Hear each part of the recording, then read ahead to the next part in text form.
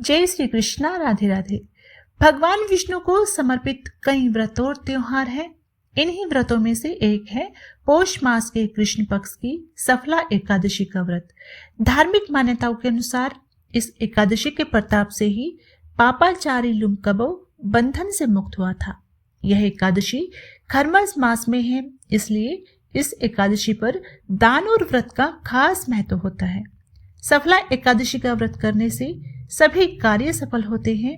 इसी कारण भगवान श्री कृष्ण ने इस एकादशी को सफला एकादशी का नाम दिया था। यदि आपके किसी काम में रुकावट आ रही है, काम बनते बनते रह जाता है, तो आज का यानी सफला एकादशी के व्रत के प्रभाव से आपके रुके हुए कार्यों की सिद्धि हो जाती है और व्यक्ति समस्त सांसारिक सुखों को भोगकर अंत में मोक्ष को प्राप्त कर लेता है। उसके सभी पाप नष्ट हो जाते हैं। पद्म पुराण में पौष मास के कृष्ण पक्ष की एकादशी के विषय में युधिष्ठिर के पूछने पर भगवान श्री कृष्ण ने कहा था, बड़े बड़े यज्ञों से भी मुझे उतना संतोष नहीं होता जितना सफला एकादशी व्रत के अनुष्ठान से होता है। इसलिए यह एकादशी व्रत अवश्य करना चाहिए। यह एकादशी कल्याण करने वाली और समस्त व्रतों में श्रेष्ठ है। तो आज की इस वीडियो में आप जानेंगे सफला एकादशी का व्रत कब रखा जाएगा, व्रत विधि, पारण महत्व और इसके कुछ जरूरी नियमों के बारे में। एकादशी के दिन और दशमी तिथि को आपको कुछ जरूरी नियमों का पालन भी करना होता है, जैसे कि एकादशी के दिन और रविवार को तुलसी पत्र नहीं तोड़े जाते और तुलसी बिना भगवान श्री हरि पूजा स्वीकार नहीं करते। तो ऐसे में आप तुलसी पत्र एक दिन पहले यानी दशमी तिथि में ही तोड़कर रख लें और एकादशी के दिन इन्हीं तुलसी पत्र से पूजा संपन्न करें। एकादशी के दिन चावल का प्रयोग निषेध माना जाता है। चावल किसी भी प्रकार का हो, साबूदाने का चावल हो या अन्य किसी भी प्रकार के चावल का प्रयोग इस दिन नहीं किया जाता। तामसिक वस्तुओं का और महिलाओं को सर से स्नान इस दिन नहीं करना चाहिए। साल 2024 में इस बार सफला एकादशी का व्रत 7 जनवरी दिन रविवार को पड़ेगा। इस दिन घर में किसी को भी किसी प्रकार का जुआ, अंडा, मांस, मछली, शराब, नशा या बासी भोजन का सेवन इस दिन नहीं करना चाहिए। नाखून, बाल इत्यादि भी इस दिन नहीं काटे जाते।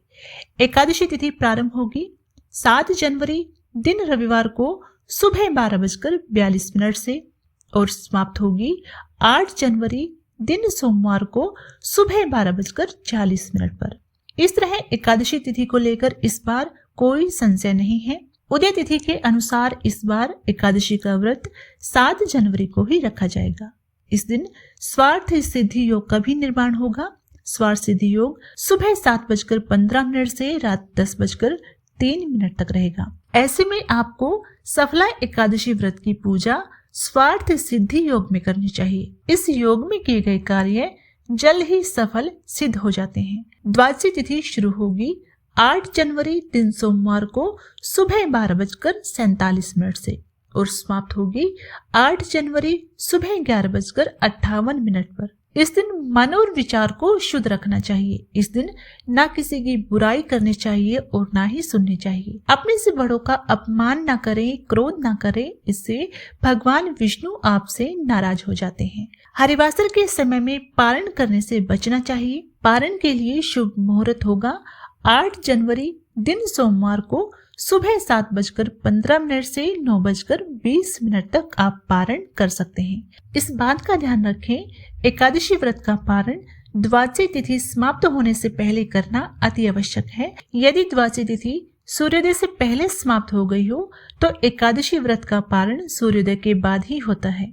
द्वादशी तिथि में पारण न करना पाप करने के समान होता है। इस व्रत का पारण करने से पहले ब्राह्मण या किसी जरूरतमंद को दान दक्षिणा देकर ही भोजन करना चाहिए। शास्त्रों के अनुसार गौ माता की पूजा आज के दिन करनी चाहिए। एकादशी और द्वादशी ये 2 दिन होते हैं जिनमें आप गौ माता की पूजा से भगवान श्री हरि को प्रसन्न कर सकते हैं। मान्यता है गाय माता की पूजा से आपको कोटि यानी करोड़ों देवी देवताओं की पूजा का फल प्राप्त होता है और विशेषकर खरमास मास के महीने में गौ माता को नहीं भूलना चाहिए। द्वादशी तिथि को पीली खिचड़ी से व्रत पारण पुण्यदायी माना गया है। द्वापर युग में संत महासंत पीले रंग के चावल या खिचड़ी खाकर एकादशी व्रत का पालन करते थे।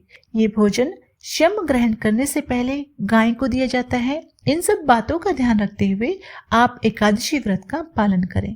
तो इस व्रत से जुड़ी और जानकारी प्राप्त करने के लिए जिन्होंने अभी तक हमारे चैनल को सब्सक्राइब नहीं किया है तो चैनल को जरूर सब्सक्राइब कर ले। साथ ही कमेंट बॉक्स में जय श्री कृष्णा लिखना ना भूलें।